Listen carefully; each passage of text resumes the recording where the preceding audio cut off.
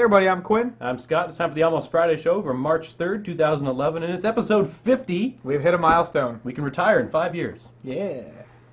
So we've been on for over a year now. Just over a year, yeah. Slipped right through our knowledge. Good for us. But nothing special really planned for the show, except always, infotainment, as I like to call it. A little bit of information, a little bit of entertainment. Infotainment. Wow. You should hold on to that one. I should. Yeah. It's patented. It's AFS exclusive. We're the only ones to deliver infotainment. Oh. Moving on.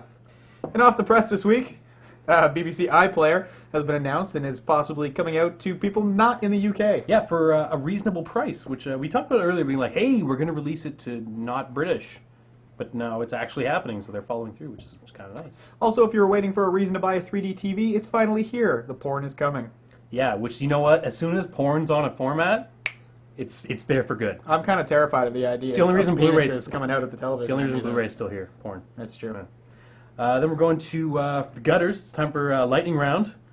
It's here. Dave and Sam have Sam's got some oldies for you, so stay tuned. In Tech Insight this week, we're taking a look at the new iPad 2. It was announced this week. If you have an iPad 1, you're not missing out on much. If you don't have a tablet yet, then maybe this is the right one for you. Could be an interesting year for that, though, so more on that. Then we're going to the lab. Sean's got some mad science. We're talking about a real-to-life smelloscope, which I thought that was not, you couldn't do that, because smells are over there. How are they getting to the scope? They figured it out, apparently. Yeah. Those wacky scientists. So that'll be cool. And finally, we've got a message from Robocop on why you need to make that Robocop statue in Detroit happen. It's important for the people of Detroit. And without further ado, it's time for Off the Press.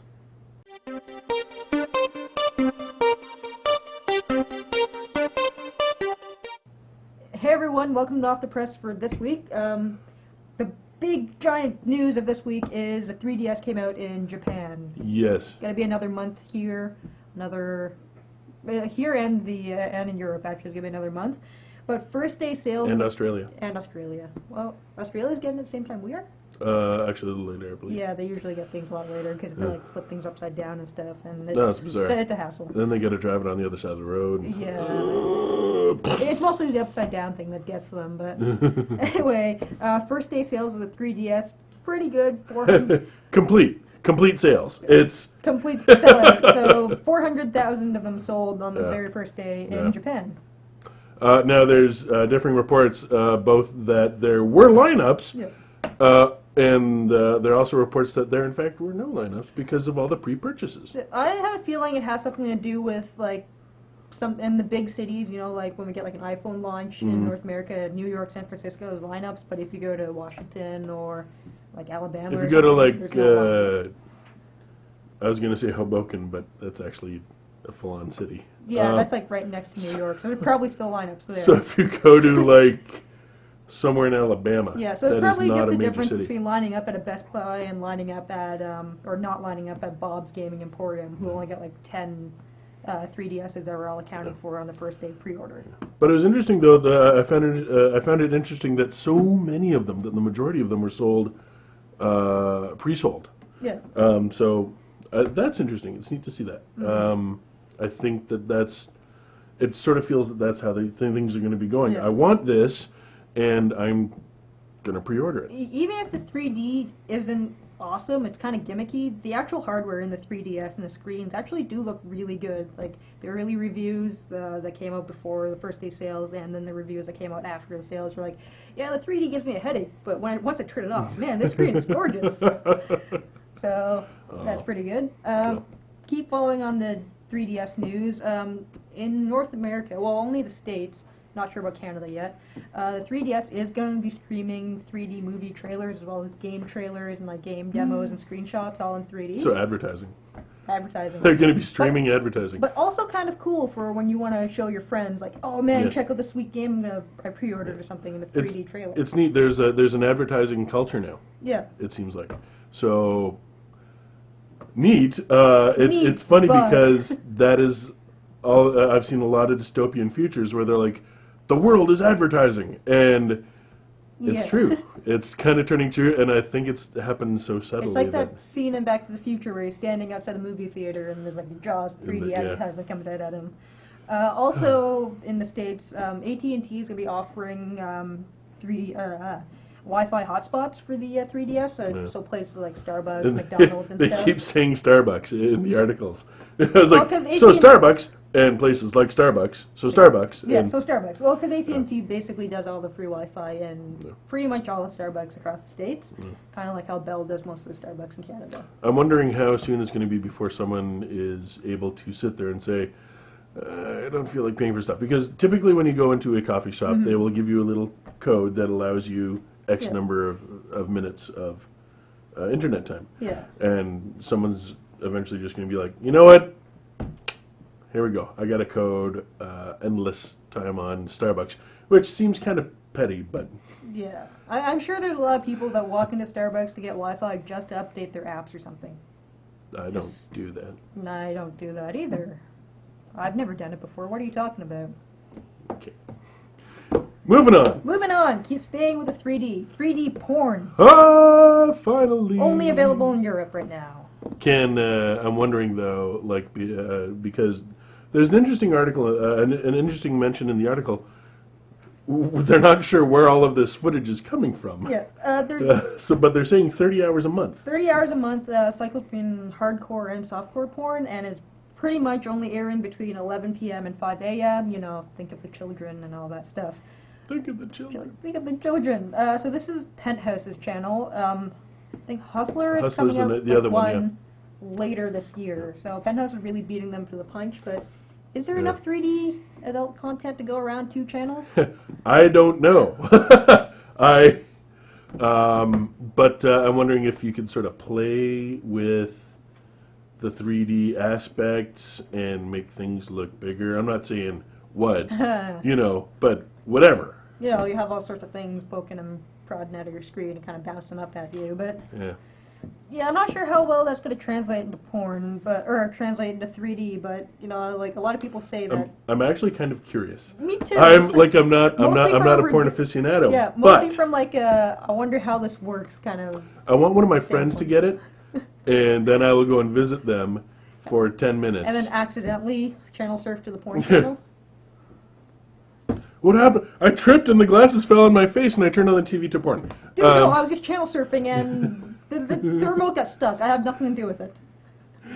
Oh goodness! And then I would quickly leave and probably never go back or talk to that person again. Ever. So if you want to ditch me, here's your chance. I don't know what to say about that. I've got nothing except for I wonder when this is coming to North America, because that would kind of be interesting. Yeah, we'll see. How the North American market deals with it. Yeah. Next thing. Gosh, this is going to be awesome. Hey, wait, Sam, what's coming up next? Thundercats, Dave. Oh, good New Christ. one. I was Really not excited about I'm this. not excited about it either. Like when I saw the first pictures, I'm like, okay, this could be cool. They're kind of going for a pseudo anime look. But the trailer has been released. So this is the Cartoon Network's new Thundercats. And it looks like they're trying too hard to be anime. Yeah. It's like yeah, kind of really Last Airbender-esque, but still trying way too hard. It's funny because, I mean, we saw this with Teen Titans Go. Yeah. They had a very anime look, and I thought it failed, but it was such a successful cartoon. I think that's probably because it had a lot of like comedy things going for it. The writing seemed to be Yeah, the strength the of it. writing was pretty good. So, but in this trailer, it's not really much shown in the about the writing or the voice acting or any of the characters. Actually, it was just it basically. They do was show just that everyone's there, and yeah. they've set up the good guys, and they've set up the bad guys, and Yeah, they've it's shown that basically this just is a demo of what the characters will look like in motion. and big so, army wars.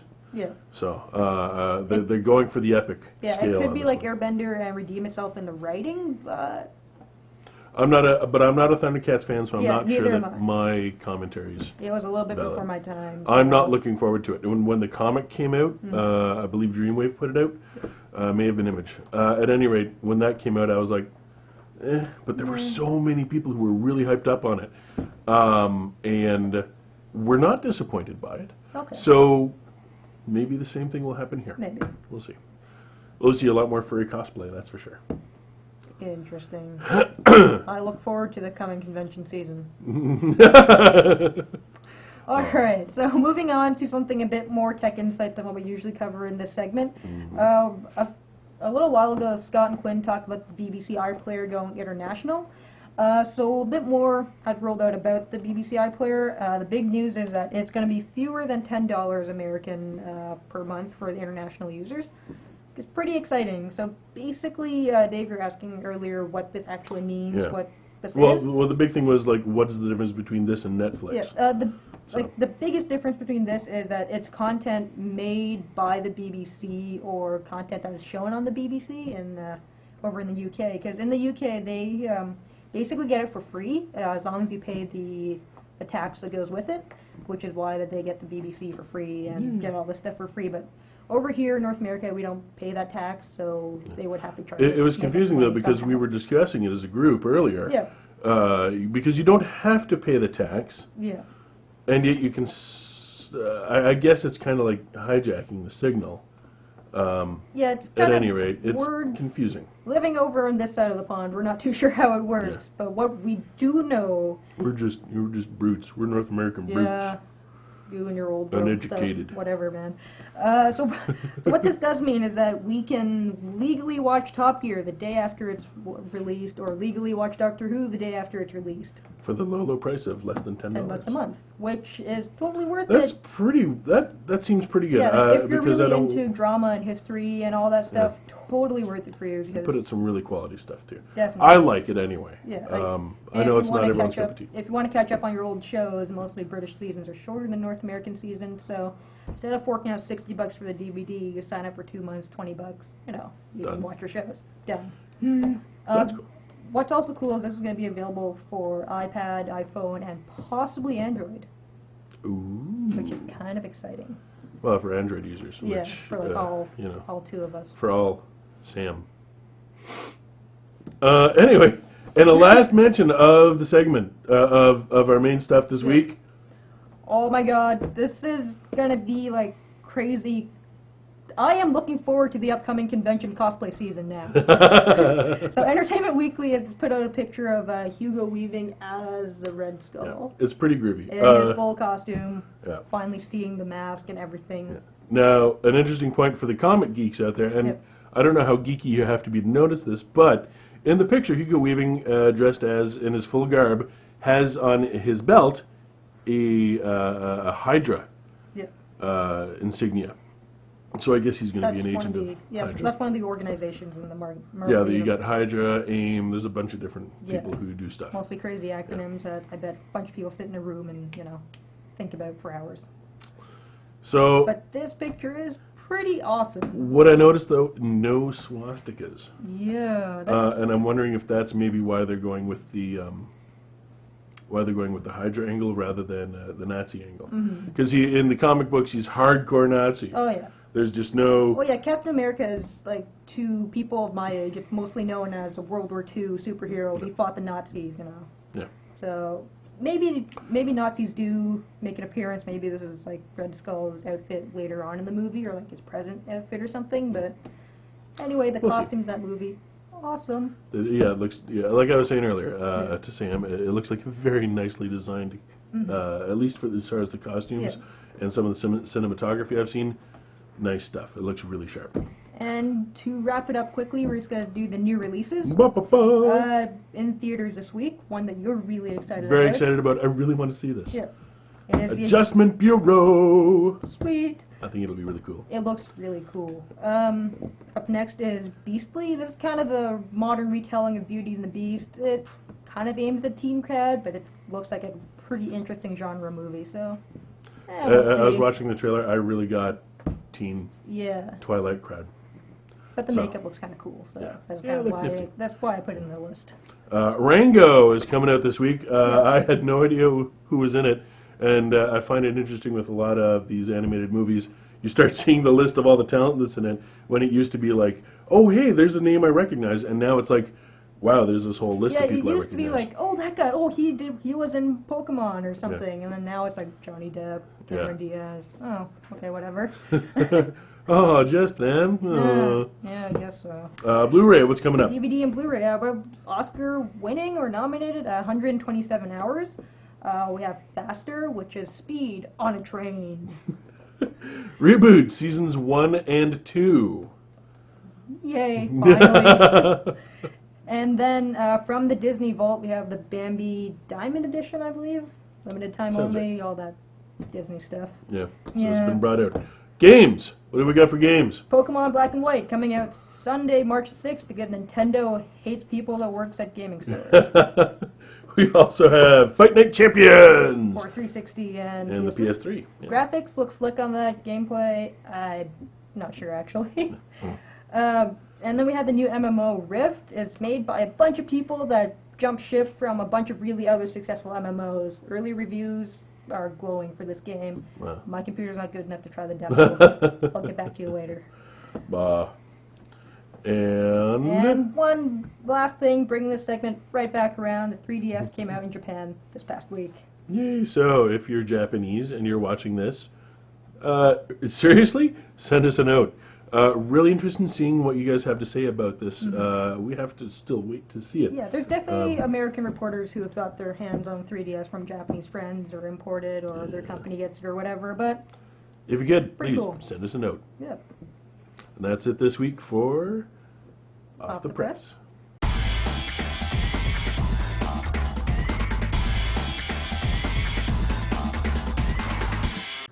Hi everyone, welcome to From the Gutters. This week we're going to be doing Lightning Round! Woo! This week the rules are 1 minute to evaluate a comic. We each have 3 comics to evaluate. And we have to give it a mark at the end when Sean calls the time. Yep. All right, are we ready, Mr. Timer? We are ready, and start us off, Dave. All right, we're going to be starting with Ghostopolis, written and illustrated by Doug Tenapel. This is a book specifically created for the young adult audience, and it is about a boy who is going to die from a mysterious disease, and he gets sent into the afterlife. And there's a town called Ghostopolis in the afterlife, and there are a bunch of neat cameos 30 like seconds. Benedict Arn. What? 30 seconds? Oh, I thought you said 2 seconds. I'm like, I can't. Anyway, this boy is instrumental in the overthrowing of this tyrannical city, and the thing about this is, I like the art, I like the writing. About halfway through, it sort of loses 10 its seconds. pace, though. All in all, I enjoyed it, and I think it's good for a young adult audience. I give it a B+.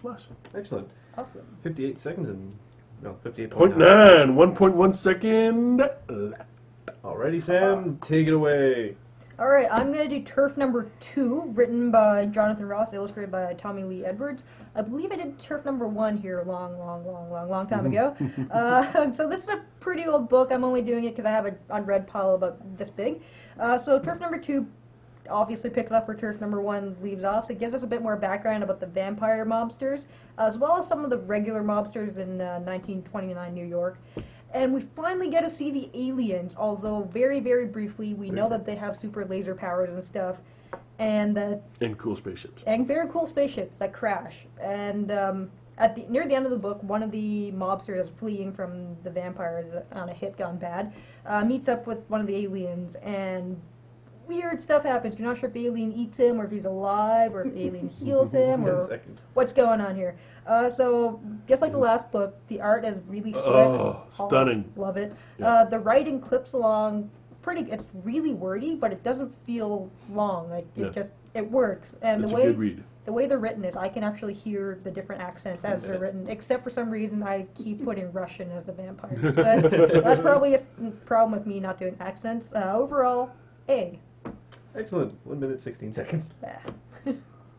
Take it away again, Dave, and go. All right, the next one I'm going to be reviewing is Zeta the Space Girl. This is, again, a young adult book.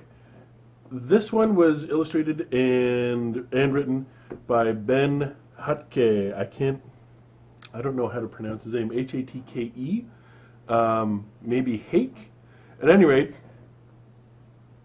the art was functional. and I think it suited the writing very well. The writing 50 seconds. was almost for a young adult audience. I would go so far as to say maybe pre-tweens, in fact.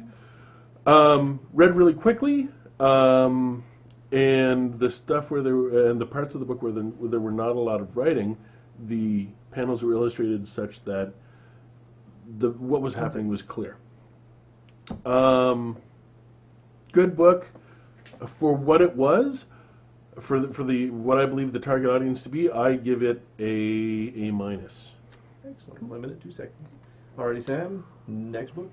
Alright, I'm doing Box 13, Volume 2, Number 11. Actually, numbers like 8 through 11, because the chapters are only 8 pages long.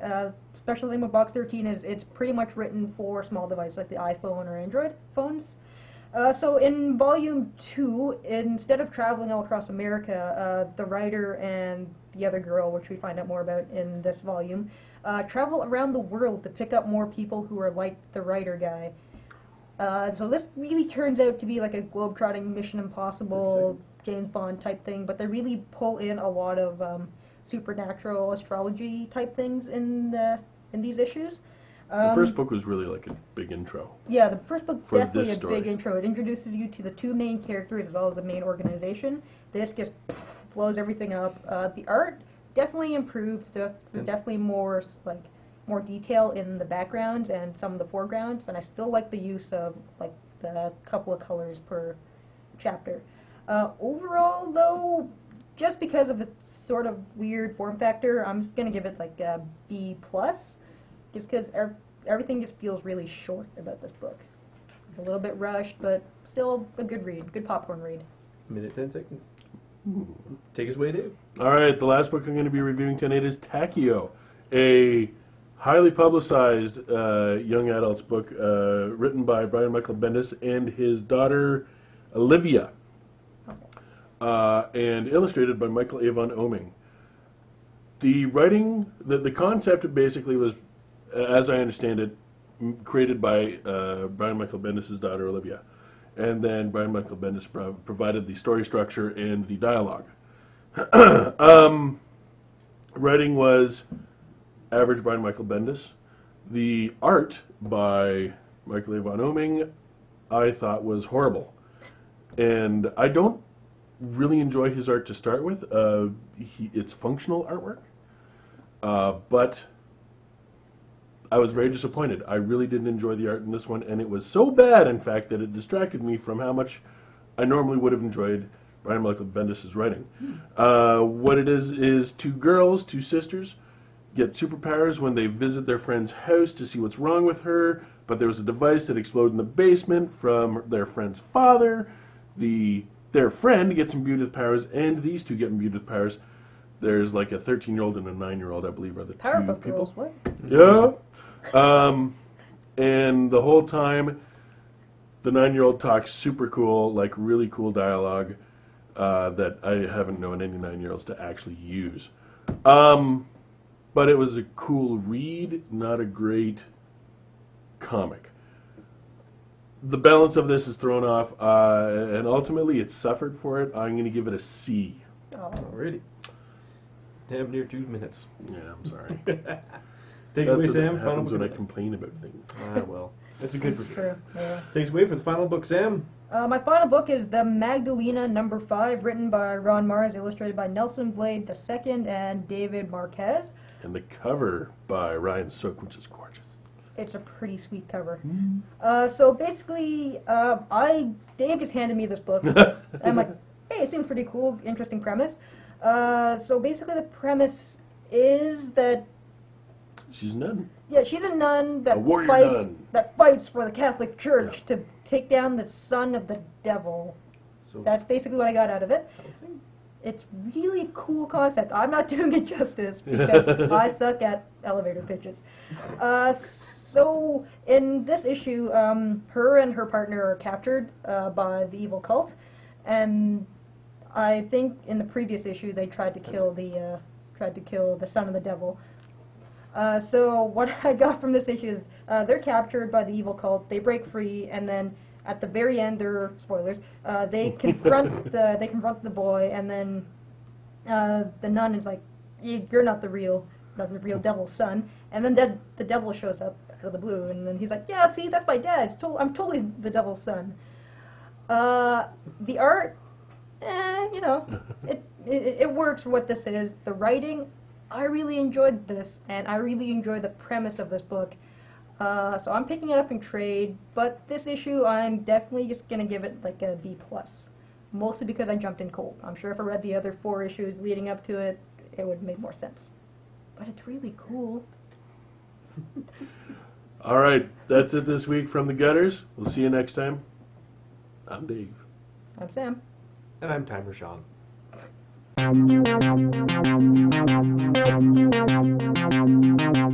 Hey everybody, welcome to Tech Insight. We're kicking it off with some Apple news because they announced the iPad 2 this week. As usual, they always sneak into our segment every week. They do. They find something to make newsworthy. So this week was actually legitimately newsworthy. They announced the iPad 2 on the 2nd of March, as we expected.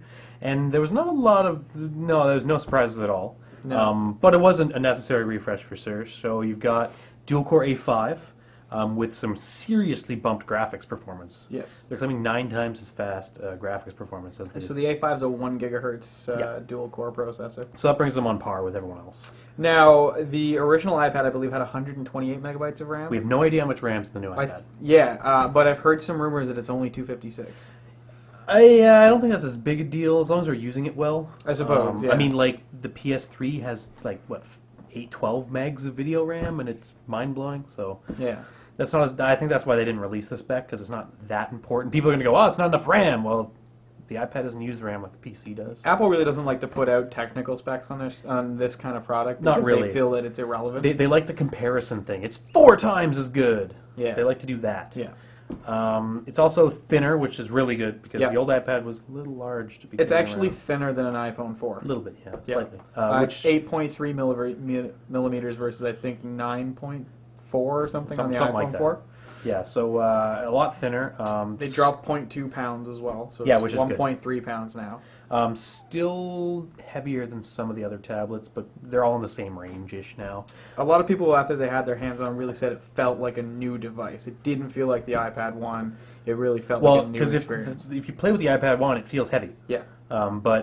Which is something they really needed to get rid of for this to compete, especially with a lot of these other products aren't going to be metal. Yeah. Right? Like Apple likes to stick to metal, which I like. I think it's a better build quality. But people like Samsung always make their stuff out of plastic, which is always lighter. So Yeah. to compete with that in terms of lightness and portability, they have to cut it down. And they did, which is good. Now, the nice thing is, although they made it smaller, they still have the same 10-hour battery life and Yep. 1 month standby time. Which is good. And with the increased performance. Yes. So that's good for sure. So they've added front and rear cameras. So the rear is probably the same camera that's on the iPod Touch. So 720p video recording and a VGA-based camera up front because FaceTime. now it does FaceTime. Yeah, and you can actually use both cameras for FaceTime like you can on the iPhone, which Yep. is good. Screen's the same, It is. which we kind of knew because they A lot couldn't- of people were hoping for more resolution. but then they couldn't have been the competitive with their price. It's I'm true. pretty sure that's where that came from. And I Yeah. mean, to be honest, there's nothing wrong with the iPad screen. It looks nice. No. There's no reason to jack that up at this point. So I don't. There's no problem with that. I don't think. White and black at the start. Yep. Which is good, and that. Well, okay. So the other thing was that it's the same price as the iPad Yes. 1 was currently. Yeah. So they didn't increase it, and they kind of made a jab at the Zoom and said, 5 of our 6 models are under $800. But the comparable model is only $50 different. Yeah. So, it was kind of a jab that... Anyway, Steve Jobs made a lot of comments that made him look like an idiot in that presentation. But I think he kind of maybe last minute says, I'm going to present it. Yeah. And they're like, oh, shit, you have to say something. He talked about magic a lot. Well, they always talk about magic with the iPad. Yeah, but he sounded dumb this time. Because he came back after they talked about a product and was like, wasn't that just magical how amazing they're doing with awesomeness? And you're like, oh, Steve. But anyway. It's those drugs he's on. There's Yeah. pain medication, yeah? So that's pretty much the hardware. Yes. So nothing too exciting. We kind of expected it all. So they showed off iOS 4.3. Yeah, which, again, nothing we didn't know. So the hotspot's coming to iPhone 4 only. And on a side note to that, in Canada, if you're on TELUS, Rogers, or Fido as of right now, And Bell announced it and late Bell, today. okay, so the major providers, that hotspot will not cost you anything. If you can get an iPhone in Canada and you already are allowed to tether, so Now that's- you have to have, and it has to be an iPhone 4. Yes, it has to be a 4. You have to be able to tether. So usually gig or more. So if you have a 500 meg plan, you can't use it. Yeah, So if you can tether now, you can use the hotspot, which is which is awesome. Yeah, better than in the States, Yeah. where you have to pay to tether. So there's that. Increased AirPlay compatibility with AirPlay APIs for apps. Yes, so now everybody can use the API, which is awesome. I'm excited for my favorite app, Air Video, Yeah. to have it so that I can just throw it up on my Apple TV, which I picked up, and it's also a pretty awesome little product. They also had the choice for the rocker switch, whether it's a mute or an orientation. Now lock. that's only on the iPad, though. Well, yes, because you can't do that on. Just clarifying. But so there's that, and not a lot. Else. They showed an update for iMovie, which I thought was pretty cool. That's what I really liked about the announcement was they said, okay, I think they did it right. Was our product's not very exciting. Yeah. It's not. It's the iPad already exists. That was huge. This is a faster one. Yes, now we're at par. But why are we better? Because we got stuff like iMovie that's integrated like crazy. We've got stuff like GarageBand that's coming. Yeah. That's really cool. And I think that's what the best thing about this announcement was iMovie and Yeah. GarageBand. What I liked is that I've been doing a lot of experimenting with the sort of 4 or 5 top video editing applications on my iPhone 4, and there was a lot of really good features that the third-party ones had, but the problem was all of them, when you actually went to save out that video, were much lower bit rates than Apple's native iMovie. So it's like, if you want to maintain quality, you have to use iMovie, but you give up some features. But that's not really the case anymore, because now the new iMovie has 3 tracks of audio and very precise trimming, and you can add in sound effects and It everything looked like really that. good, yeah. So I think they've really gone, we gave you a really solid, a really good-looking editor, and now it actually does the things you want it to. Yeah, and I think the iPad's actually a really perfect form factor for iMovie. Yes. Maybe not for something pro level, but for something at that level of complexity, it's really, I think, intuitive. I think a lot of people are going to like it. And the new GarageBand looks pretty awesome. 8-track mixing. You can record instruments into it as well as use a bunch of synth instruments. I really like the guitar where you can just auto key stuff and swipe. I think that's pretty cool. As a musician, that makes me want to throw up everywhere. Well, true, but for everyone who doesn't know how to play guitar, it means they might actually be able to create some music. Which is But kinda yeah, neat. it's GarageBand on the iPad, which I think really is again a better form factor for something like GarageBand. You can drag stuff around, cut clips really easily, and there's enough horsepower on there to do things like iMovie and GarageBand. So it looks like an overall good product. I'm glad they kept the price the same. Yes. I think that's where they're going to win big. And they did announce 2 kind of neat accessories. The first one was specifically for the new iPad, which is this cover screen. Now, what's neat about the cover screen is it attaches magnetically to the device. It's very thin, so it really doesn't add an extra lot of space or weight. But what's cool is when it closes, it puts the device to sleep, and when you open it, it wakes the device up. BlackBerry technology from 1990. Yes. But, Apple's managed to make it look really cool doing it. And the best thing about it is that it's suede on one side, so it kind of yeah, it's a microfiber cloth on one side to clean nice. the screen, and it folds into itself so you can use it as a stand. It's really ways. cool. The only thing I don't like, way too expensive. Well, true. It's a sheet, Yeah. and it costs $40 for the non-leather and like $60 for the leather or more. It's ridiculous. But the accessory I'm excited for is they've now announced an HDMI out cable for the current iPhone 4, iPad, and I believe the Latest iPod gen Touch. iPod Touch, I think. So if you want to watch some video content on your nice big television, you can get 720p out with the current devices and 1080p out with the iPad 2. Yeah, so- which is pretty neat if you're using things like Air Video or you got a bunch of iTunes movies you've rented. So that's pretty cool. I'll probably pick one of those up. Yeah, so that's the iPad announcement. Nothing too exciting, but it is going to be probably the winter tablet. It's got the apps. It does. Yeah.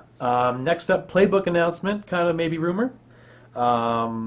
So there's rumors that the Playbook is going to be released on the 10th of April, which is right after the iPad, which is interesting because it's actually more spec'd out than the iPad. Yes. And they're rumored to charge somewhere between $400 and $500 for it. And they're going to be on I more don't know- carriers. I don't know what's going to happen with this I don't know thing. how they're going to hold up that price point, though. It's smaller. I guess it's a 7-inch tablet, right? Yeah. I don't know. I don't. Does the 3 extra inches really make up that big of a price difference if you consider all the specs are more expensive, though? Like, I don't know. yeah, I have this hard time believing it's The actually thing is- going to be $400 or $500. The thing is, I really have no idea what the costing is on these kind of things. Yeah. Like, if Apple can make the iPad for $500, RIM can definitely make it for $500. Yeah. If it's less, I don't know about that. Yeah. And it's probably, we're talking Wi-Fi only version, but they really got to launch this thing. Otherwise, they're done.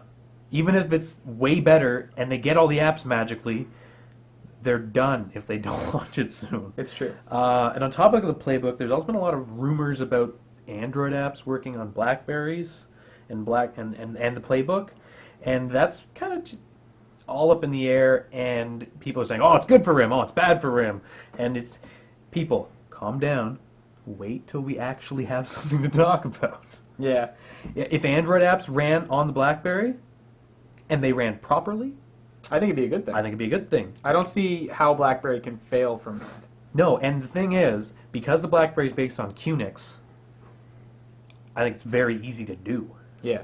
So I'm hoping to see lots of good things with the playbook. Otherwise, I think RIM's going to be kind of screwed. But we will keep you up to date on the Android thing, but not until there's something to talk about.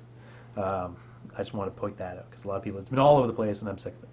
Now, Microsoft's announced that they want to bring Windows 8 to tablets. The problem is they don't want to do it till 2012. Yeah, so we're supposed to see a public preview of the interface in June this year. But it's not coming out this year. No.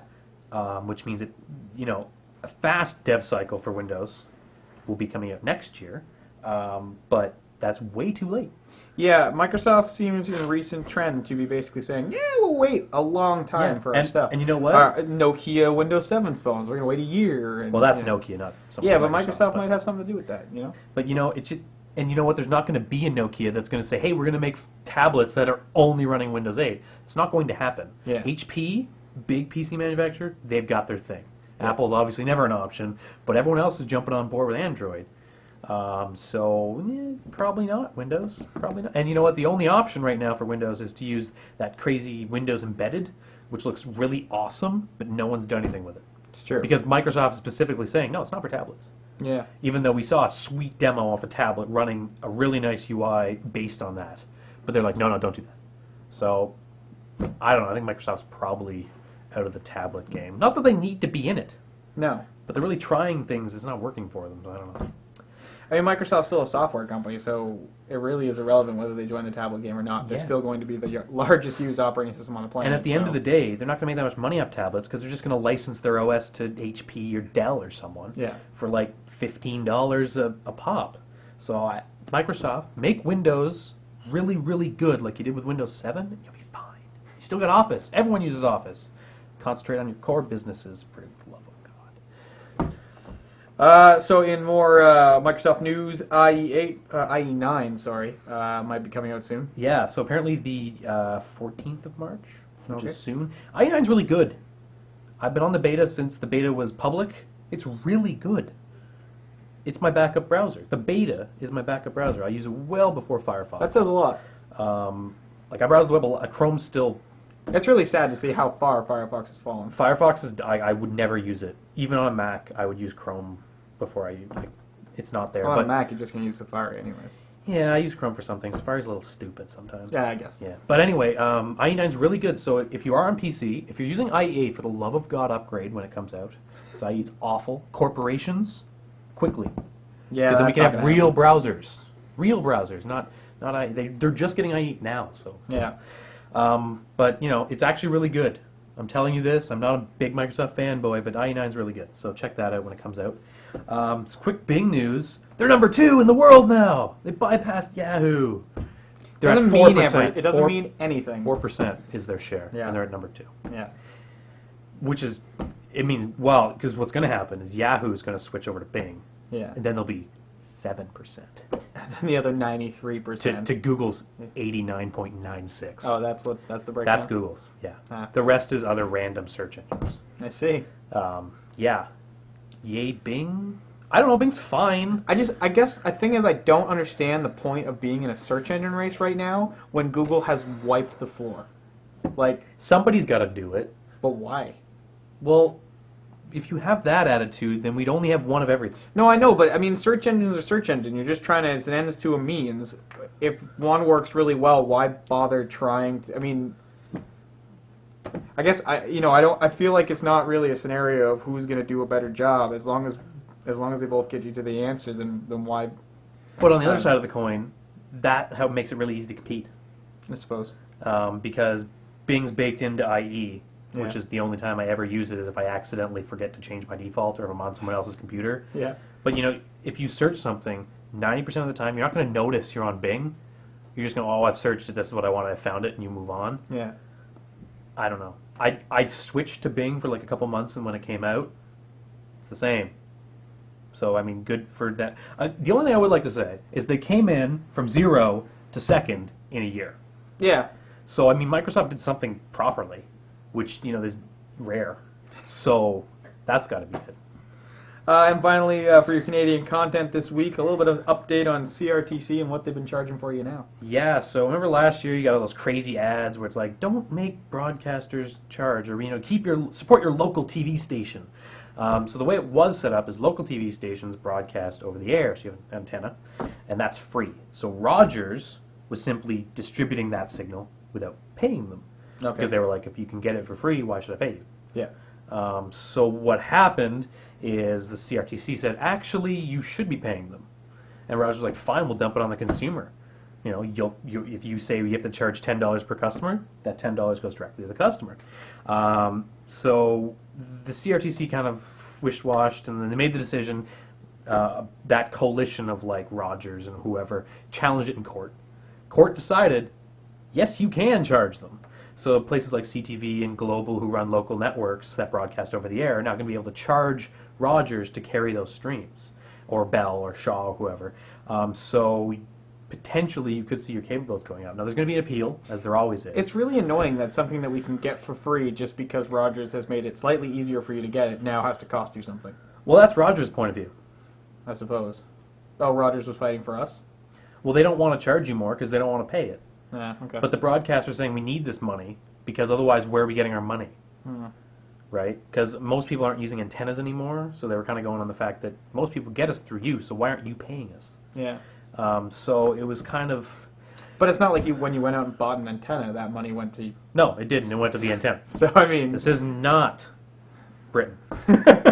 So that could be interesting, and it gets even more interesting because, you know, Bell owns CTV, and Shaw owns Global, which I didn't know. This whole Canadian thing's terrible. But, you know, it'd be like, okay, CTV, you have to pay us. Oh, wait, we're us. Yeah. So it doesn't really make sense for one part of the company to charge the other part of the company to piss your customers off. Yeah, it seems counter. So I think you might see, like, Bell being like, we'll charge you a little bit more, but because we have to pay Global. Yeah. And CBC or something like that. So we'll keep you apprised, but I really hope for once that Rogers and Bell and all them win so that we don't have to pay anymore. Yeah. It'd be kind of nice. That would be nice. Yeah. And that wraps up Tech Insight for this week. It's kind of alive! Nah, it's still dead. Oh. Hi everyone, and welcome to Mad Science for this week. Starting us off, Sam actually brought this one to my attention, and I don't understand it. Can you explain it? It's a smelloscope. Ooh. Not really. Oh. So basically what this is, it's a device that looks like a megaphone that you stick to your nose instead of to your mouth. What this does, that it quantifies smelly air. So people living near a dumpster or any plant of some sort, be like, hey, the air smells terrible here. So someone with the smelloscope or the nasal ranger comes by, sniffs the air, and then you can quantify how badly that smells. Sorry, I'm just going to interject here. That is a total naming fail. Yeah, it's a terrible name. I like smelloscope better. Yeah. So basically how this works is that it has two chambers. One chamber for the smelly outdoor air that you're trying to measure. Another chamber that's filtered with, basically so the smell is neutral, there's no smell. And what you do is there's a dial on the side that you just basically start with all terrible air, and you try to mix it with as much filtered air until it's unnoticeable or stops being terrible. Yeah, terribly offensive. Yeah. And every time you switch the dial, it's dilution. Okay. So if there's an example in this IO9 article where when they're out in the field, they tested something with 30 dilutions, and by city bylaw, whatever, 7 was considered a nuisance. Oh, God. So, yeah. This basically works right now with just attaching it to a human nose, so it could be very subjective. There are, however, electronic noses Okay. that can discern between pleasant smells and unpleasant smells and all that fun stuff that hopefully one day they can hook up and then That would definitely help. take away the human equation from this, because one person's smelly air could be someone else's, whatever. Yeah, and looking at this picture of this device, my nose wouldn't fit in it. I'm So- sure they make different cup sizes for the noses. I'd hope so. My nose is probably too small for that, and I get all sorts of air leakage or something. Either way, I think this is going to be something that we should definitely. Anyway, cool concept. Yeah. You look like a moron. Yeah, Just kind of saying. tooly. Yep. But that's how it starts. Yeah. It could get better. And moving on to something that's kind of really awesome, continuing with our continual theme of Robotics, prosthetics, and robotic prosthetics. augmenting the human Yeah. body. This week we're going to bring to you another interesting prosthetic jump. Yeah. We've gone from we talked about this a couple months back, where they were trying to use. It's funny how all these stories we talked about a month back Yeah, a are couple starting to months actually back. come forward now, Yeah. and they're actually becoming less theory, more practical. In lab rats, at least, Yeah, baby steps. but basically, the Southern Methodist University in the States won an award from DARPA a couple months back, or actually I think it was last year, for the development of a fiber optic system to replace damaged nerves. Yeah. This is mostly to control prosthetic limbs. In this case, we're going to talk about, of course, an arm. So essentially what it is, the way this is going to work, see, the way they described it before was the actual fiber optic would go into the same channel as the nerve, but now they're saying, no, that's kind of, that doesn't really work. So what they're going to do is they're actually going to technically wrap it around the nerve. And how this works is infrared light is sent through in pulses depending on the sensation or depending on the command. The light is pulsed through the fiber optic, hits the nerve, and the nerve will react. Yeah.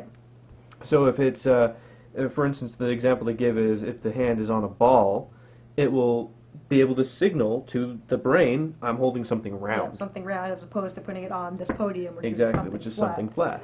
It sends out a different pulse of light.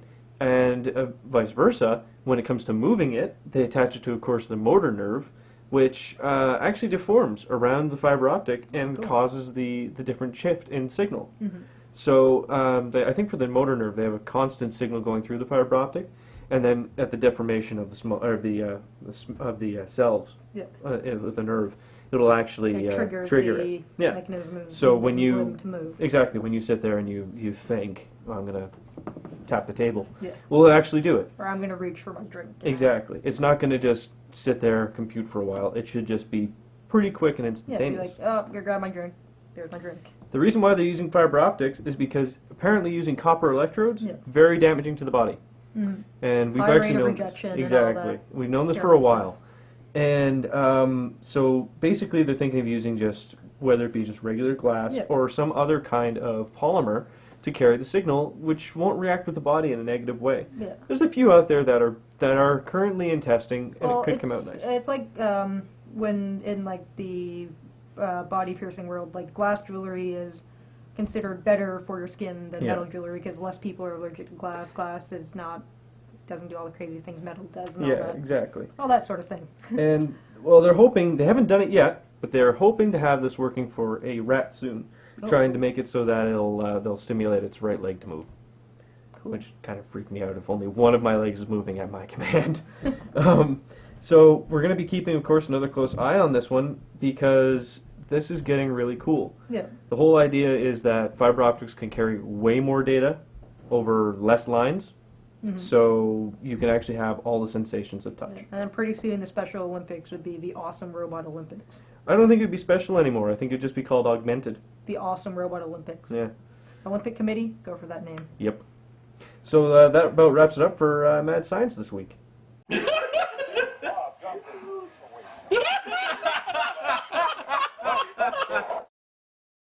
It's a Law of the Week. Woo! This week, Robocop, like we talked about a couple of weeks ago. Yeah, so not only is it about the statue, it is actually Robocop himself. That is the actor Peter Weller.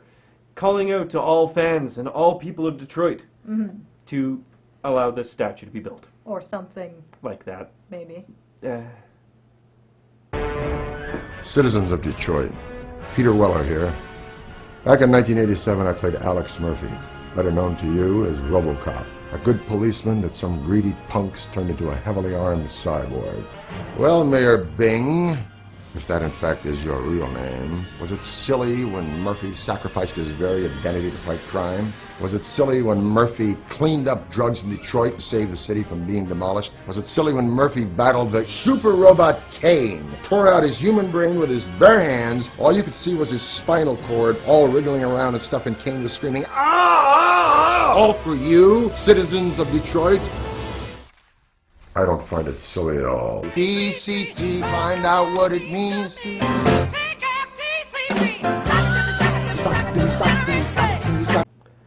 So,